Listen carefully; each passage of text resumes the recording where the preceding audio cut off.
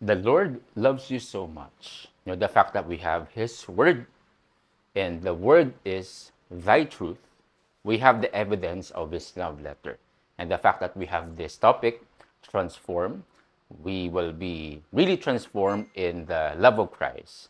By the way, my name is Nino Tumagahan, and together with my wife, Josella, we're so blessed because of this opportunity. We praise God for the life of Pastor Rod and Doc Ruth for giving us this opportunity to share God's love. So, just to give you a short story, short lang. So, my wife and I, we met in a school. So, both of us are licensed professional teachers. And as for me, the personal story ko, I love teaching. Kaya lang, I hate checking papers. So I decided parang dito sustainable I needed to go somewhere else. I wanted to teach but gusto ko yung topic na is close to my heart and something that will impact people. So that's why I decided to become a coach, a nutrition and fitness coach. So right now, my wife and I are teaching people to be healthy and fit.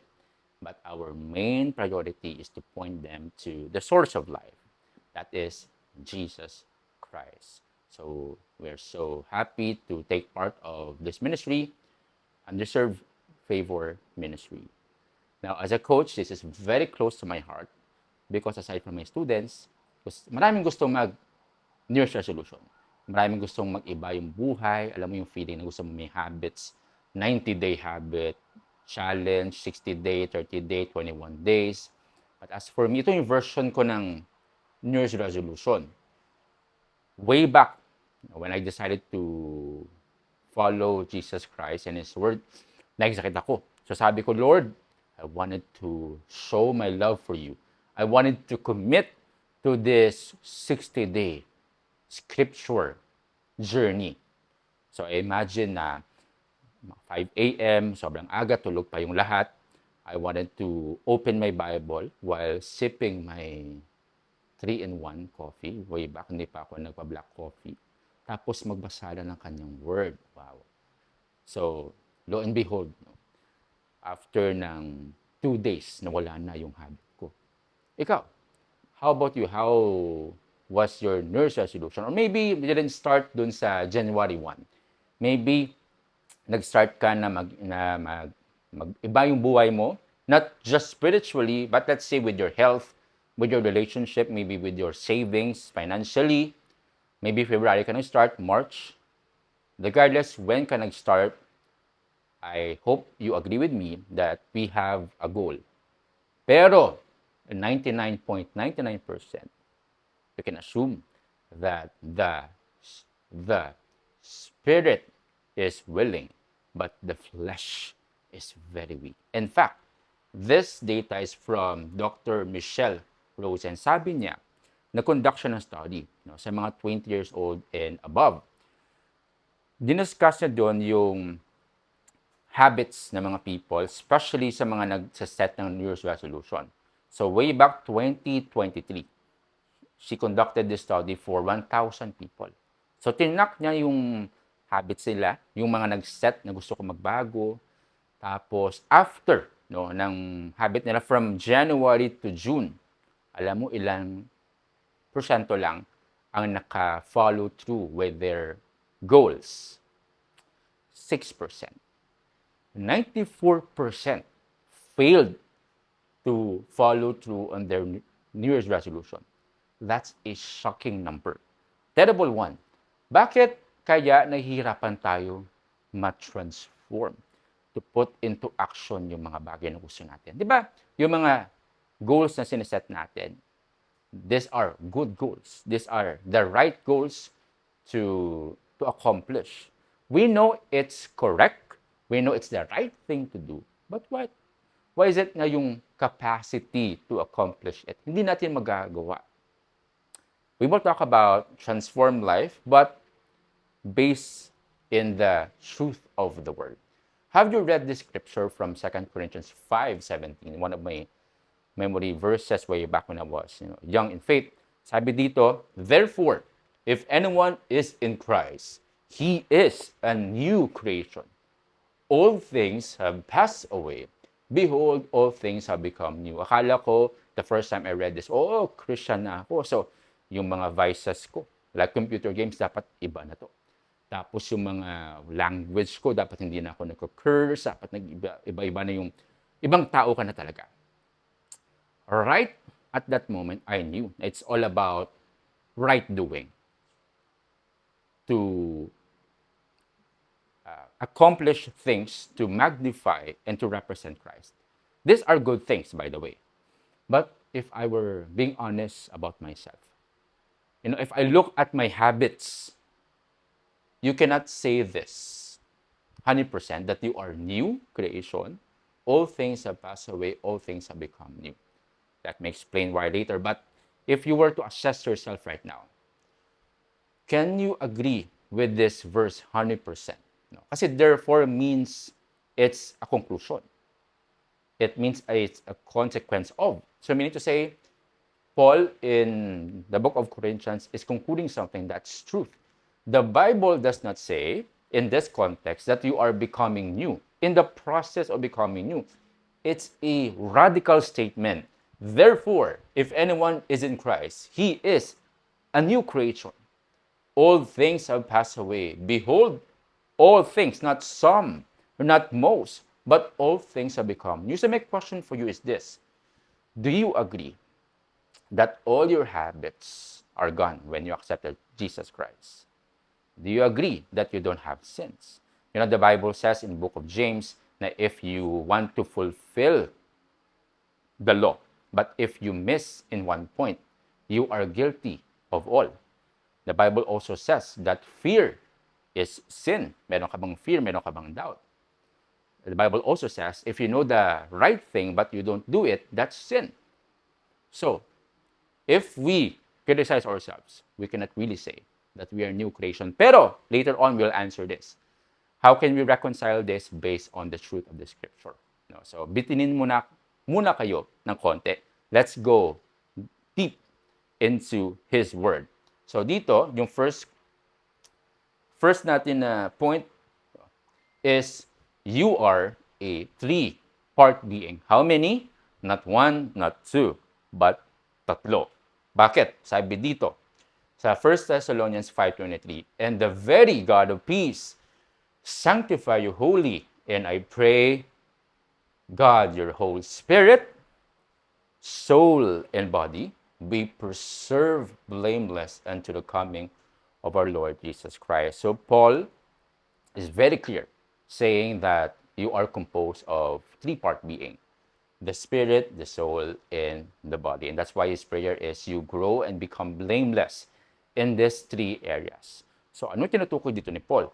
Let's go on with this illustration. So if you were to give a simple illustration with your being right now, you are three in one, just like this one. At the core of your being, when you are in Christ, you are a new creation. So that's why dun sa 2 Corinthians 5:17, that refers not to your body, because if you look at your body right now, you cannot say that you're perfect, correct? If we're being honest, the same thing with your soul. Now, our soul composed of our emotions as well, but the spirit is new. So if we were to identify the three, ano yung kinabahan nila? Yung body is simply your senses.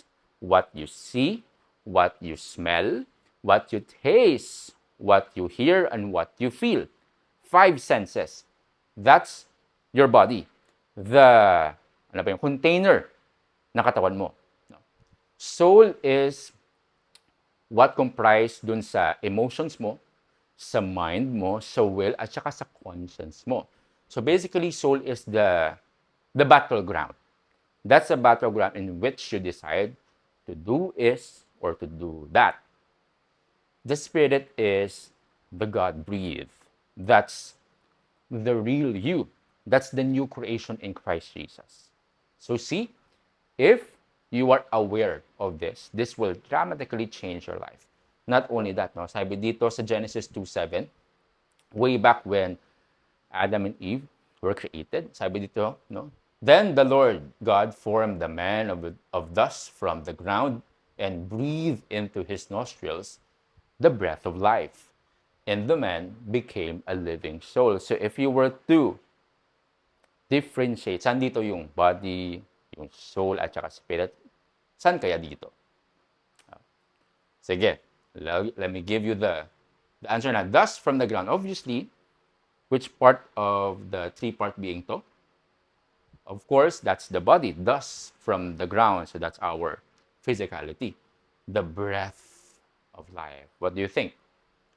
What do you think? Is this the soul or the spirit? Of course, this is the spirit. So breathe is actually has the same Hebrew word for spirit. Ruach, no, breath, no, breath of life. And the man became a living soul. So without the spirit of God, without the breath of life, of course, we are dead. And that's why sabi dito sa James 2:26, the body without the spirit is dead. The body without the spirit is dead. Isa ka lang container. No? Yung spirit is the one that makes you alive. So dito, 1 Corinthians, corruptible, our body, Paul refers to our body. Sabi niya, yung katawan daw natin is corruptible. Pero, in the blessed hope when Jesus Christ returns, this corruptible body, na bubulok, temporary, must, just to emphasize that this will happen, so Paul has to emphasize this, put on incorruption. So this refers to our new body when we are reunited with Christ in our perfect state. Perfect state in body, soul, at saka spirit. It will happen soon. But right now, we are being sanctified in our soul and in our body. Our spirit is 100% new and complete and righteous and forgiven and accepted. And this mortal must put on immortality. So that's our hope.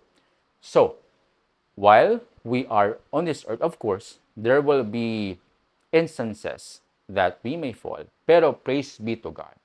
He will help us to remember who we are in Christ. Dito sa Romans 8:6, Paul said, to be carnally minded is death. But to be spiritually minded is life and peace. Ano ibig sabihin ng carnality or carnal? No? So sometimes it's parang masama agad yung carnal. Maybe, pero by its definition, carnal means of the senses, of the five senses. So let's say you're living with just your senses, what you see, what you touch, what you smell, what you hear. That's being carnally minded. Meaning to say, Paul is saying here, when you are focusing on what you feel, it's actually a recipe for death.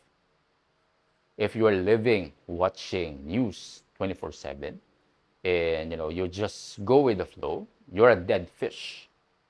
So Paul is emphasizing here, you are not of this world. You are not defined by what you see. Of course, these things are what we see in the natural. Pero there's a higher state to that, and that's in the spirit. So you will have that once you have Jesus Christ. Romans 8:6. So that's the first part. You are a three-part being. Very clear. I hope I can share more verses on that, but that's clear. Yung mga verses na pinakita natin kanina, na we are three-part being. Once you know that, it's also important to know that you are not the flesh. You're not what your senses are telling you or your feelings. No, you're not what you feel, down ka man or elevated. I remember one time when I was in high school, attend ako ng youth camp. Yung youth camp, di ba, yung preaching, you have to do this and that, you have to serve God. After ng camp, mga 3 days or a week, grabe yung fire ba na mag-share ng word niya. Very motivated talaga ako. Alam mo nangyari, after a week or 2, nawawala yung fire. Yung emotions ko nawawala. So that's why it comes, and sometimes it's recharged, sometimes hindi siya ganun ka-recharge. That's why it's not sustainable to depend on feelings. Feelings are God-given. No, we're not saying na we have to defy your feelings. But we're not to live with our feelings. No. It can give us the idea, but it should not be the starting driver of our faith. That's why we're not called to walk by sight, but by faith. We walk by faith and not by sight or by our senses. That make sense? So, very clear dito sa book of John that which is born in the flesh is flesh, and that which is born of the spirit is spirit. Meaning to say, flesh is flesh, spirit is spirit. You cannot, kumaga, reconcile the two. There's a verse that says the flesh lusts against the spirit, and the spirit lusts against the flesh. So separate talaga sila. Walang connection, kumbaga, between your flesh at saka spirit. Two different things siya. And that's why very important to know that, because your flesh is not you. The spirit, that's the real you. Alam mo ba, yung same power that raised Jesus from the dead is the same power that works in you. If I were to ask you, what's the greatest demonstration of God's power in the history of mankind? What will you say? What's the greatest history that defies all physics, all the laws of the universe whatsoever? It's the resurrection. Imagine mo, patay na buhay, and rose from the dead, ascended to heaven. That's the greatest power. So the power, alam mo ba, kaibigan, brothers and sisters, the same power that raised Jesus from the dead is the same power that works in you. Wow! Can you imagine that? That's a very radical statement. If you look at your soul, if you look at your senses, you can never say that because we are limited. But here, sabi ni Paul, but if the spirit of him who raised Jesus from the dead dwells in you, he who raised Christ from the dead will also give life to your mortal bodies through his spirit who dwells in you. So to emphasize na the spirit is really in you, he repeated the same thought twice. He dwells in you. The reason why he dwells in you, not because of what you have done, not because of your righteous deeds, but because of the blood. No? You are made near because of his blood. The blood of Christ made you righteous, forgiven, and accepted. So that's why it's a temple of the Holy Spirit, because it has been cleansed by the blood of Jesus. Now that we have been cleansed, he can dwell in us. Amazing statement.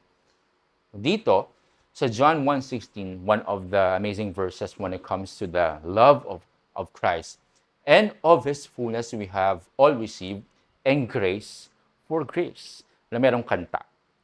Pinakinggan ko sometime na, I want more of you, Lord. Lord, I want to experience more of you. I want to receive your fullness. Lord, I beg you. I want to have this. I want to receive you in your fullness form. No, it's okay to pray that if you don't have Christ. But if you have Christ, it's like saying na, Lord, punta ka dito. If, in fact, He's beside you. Parang insulto yan in that essence. Here in John 1:16, it's very clear. You have received all His fullness. Not 50%, not 75%, not 98%, but 100%. Alam mo ba, if mag-download ka ng MP3, MP4, di ba you have to wait 100%. Not 99%, not even 99.99, but 100% before you can receive and watch whatever you have downloaded. Same thing. You have received His fullness. How amazing our Savior is. He gave His everything for us. Can you imagine that? The love of Christ that the Father lavishly given to us. Ang sarap. Now, if you understand this, you don't need to beg God.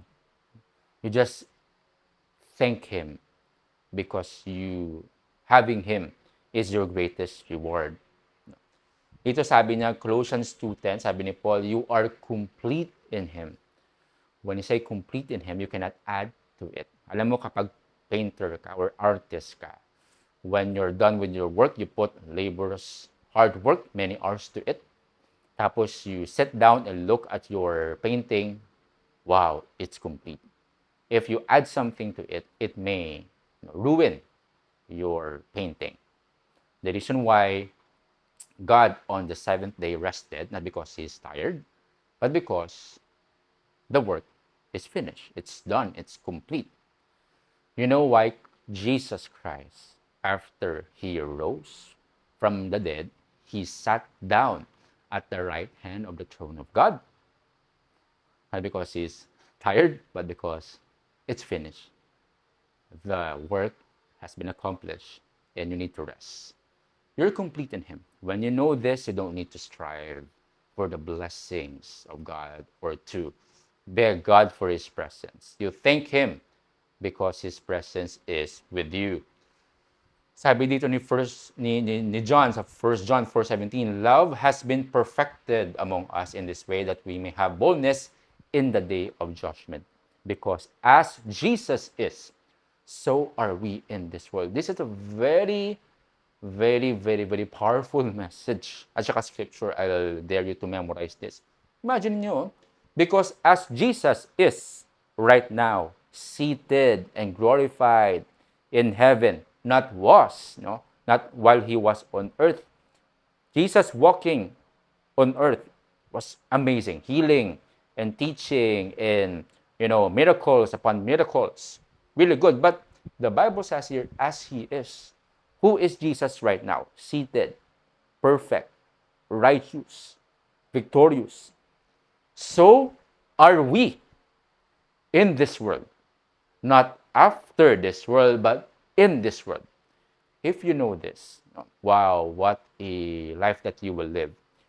As Jesus is, so are we in this world. This will give you boldness, to receive and to represent Jesus into the world. You're not defined by what people say.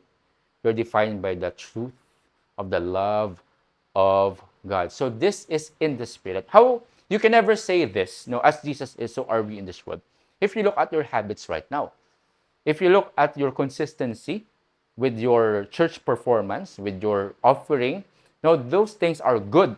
We want to have these fruits. But if you look at your performance, you will really fall short. But if you look at the Spirit that is in you, you can say this. As Jesus is, so are we in this world. Very powerful. So that's the second part. You are not the flesh or your feelings. No. That's why we will close in this third point. You renew your mind to align with your spirit. So, when you read the scripture, sometimes you will counter some verses that you will think, Lord, napakahirap i-follow yung word mo. Lord, dapat ba, ganito dapat yung gawin ko? When you have Christ, your life will be all about releasing the power of Jesus that's in you and renewing your mind. You don't need to grab what's afar. You just need to release what's inside of you. So your life right now is not about changing your habits. It's about renewing to manifest who you really are in Christ. It's not make-believe na parang the more you manifest this, na dapat pogi ka, dapat i-declare mo sa mirror everyday na pogi yung tao na to. Kanina, kasama ko yung wife ko sa mirror, sabi ko sa mirror, pogi ng lalaking to ah. So parang tumawa yung wife, hindi siya naniniwala. But actually, it's not, it's not make-believe. It's the declaration of who I am in Christ. Yun, napasok pa yung ko. Okay, so renewing of your mind to align with your spirit. So what does it mean when you renew your mind? Sabi ng Romans 12:12. And be not conformed to this world, but be ye transformed by the renewing of your mind, that ye may prove what is that good and acceptable and perfect will of God. Before, you thought na you are defined by your performance, you renew your mind. You are loved because of what Christ has done.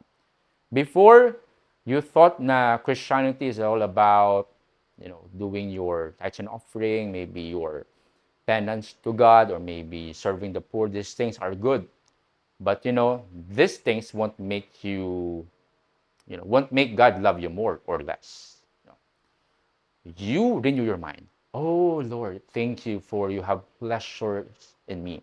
Ephesians 4:24 says, put on the new man, which was created according to God in true righteousness in holiness. So put on mo lang. Meaning to say, if may t-shirt ka, put on. It's already yours. It's who you are. Put on the new man, which was created to God in true righteousness in holiness. Renew mo lang. No, you may forget it, but again, you renew your mind. Sabi ito sa Philemon 1:6, that the sharing of your faith may become effective by the acknowledgement of every good thing which is in you, in Christ Jesus. Very powerful. Sabi ito ni Paul, the sharing or yung how you transfer it, no, of your faith may become effective. Paano? By the acknowledgement. Ano ba yung acknowledgement? Diba, if nasa accounting ka, no, ano ginagawa mo after nag-pay yung client? You give acknowledgement receipt. Meaning to say, sa kanya na yun.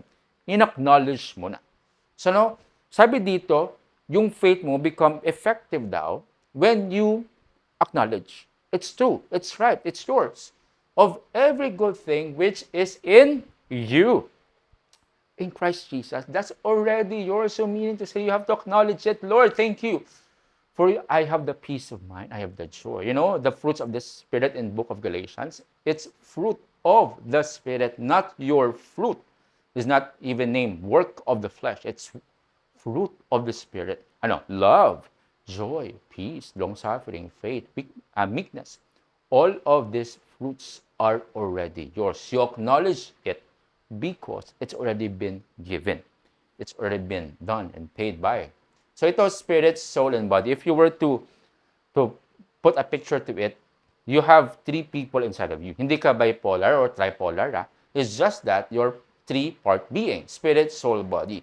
So, to simplify this for you, if you're a Christian and if you're living in sin, if you're living with your senses, tatlo, so what will happen?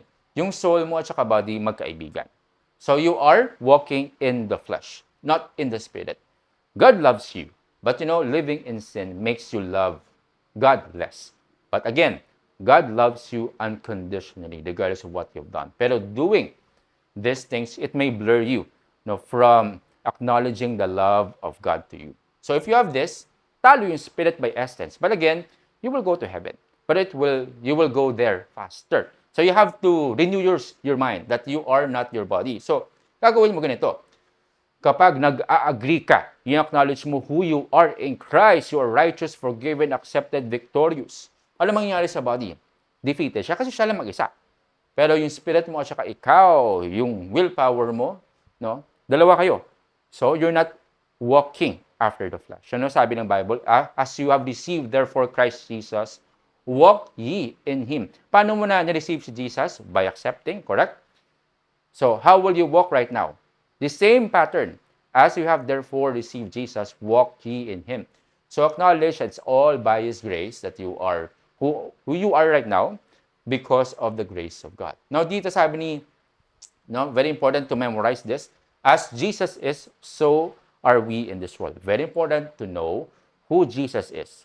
Once you know who Jesus is, you can declare everything that is of Jesus and you praise God for it. So, I'd like to give you this quick illustration of a mirror. So, if you look at the mirror right now, what do you see? Of course, yourself. But if we were honest, sometimes we look at our performance, good or bad. Sometimes we look at our deficiencies, our bank account. These things are what we see in the flesh or maybe our feelings. I'd like to encourage you right now that you are never defined by your flesh nor by your feelings. You are defined by who Jesus is. As Jesus is, so are we in this world. The moment you are doubting, don't look and focus on your flesh. Did you know that in the Spirit does not worry, the Spirit does not get depressed? The Spirit is perfect 100%. Now, when you're about to be fearful at saka anxious, do not look and feed what you feel. Look at who you are in Christ. resurrected, seated at the right hand of the throne of God. In his presence, there's fullness of joy. At his right hand, there are pleasures forevermore. Very important that open your eyes to recognize how good God is. You enter his gates with thanksgiving. And the moment you close your eyes, you thank God for who he is. You know, that will radically change your prayer. And, alam mo ba, yung bonus is, you will get holy by accident. Because you set your eyes unto Jesus, the author and the finisher of your faith, that will radically change your actions effortlessly. Because you're beholding Jesus is, and that will produce fruits of the Spirit. So I thank God for this very important topic. I hope that after learning all the truth about this in the scripture, you will look at Jesus and not on your feelings, not on your flesh anymore. So to have a declaration of faith, this is our prayer of faith in Jesus. So let's declare this in faith, and I will read this and declare this in our heart. Lord Jesus, you are my Savior. You suffered and died for me. Your wounds were for my healing. Your blood washed away all my sins. You died, but now alive in victory. Now I can live your life of victory. Thank you, Jesus, for loving me. Amen. Let me lead you with this closing prayer. Abba, Father, thank you for your amazing love that sustains us. Thank you for the truth, O God, that we are not defined by what we have done nor what we feel. We're defined by the solid fact of who Jesus is. So are we in this world. We praise you and we love you for your perfect, amazing plan that you have redeemed us, O Lord. That's why we can walk free from guilt and shame. Thank you, O Lord, for this week. It will be a week of miracles and joy because we have you. Having you is our greatest shelter. Having you is our greatest reward. Thank you, O Lord, for your faithfulness. We agree with you and we thank you. In Jesus' name, amen. God bless you, brothers and sisters.